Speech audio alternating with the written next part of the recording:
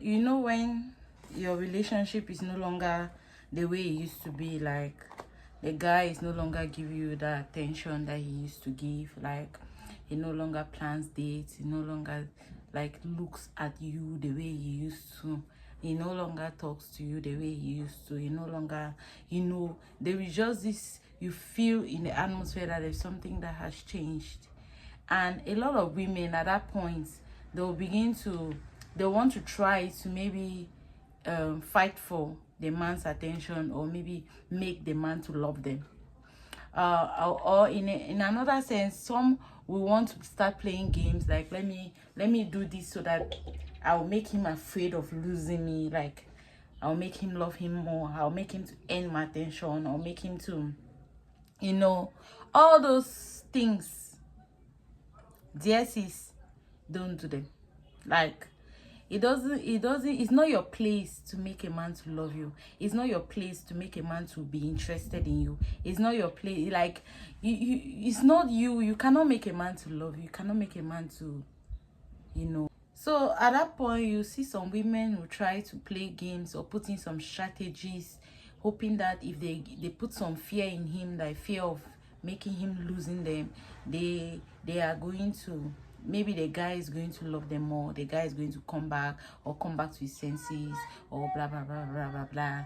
But when a guy is interested in you, when a guy is really into you, you'll be the first thing that comes to his mind. Immediately he wakes up, like after his morning prayers. I'm not saying, yes, after he gets up and he has a time with prayer, like with God, after his prayers, you'll be the first thing that comes to his mind, like, let me check on, you know. So for a man, I don't really understand how, for a man to say he's into you and then he doesn't think about you the whole day. What comes to his mind? When a guy is interested in you, he loves you, he's into you, he gets up with you and God on his mind. Like, he gets up after his morning prayers, the next thing he thinks of is you. If you have to keep games to make a man love you or to fight for his attention, then he's not the man for you. Then he's not the man for you. If you have to do things, and if you have to fight for him, if you have to chase him, then he's going to be a bad man for you. He might be a great guy, like a perfect guy, but a bad man for you, like not good for you at all. And he's not interested in you.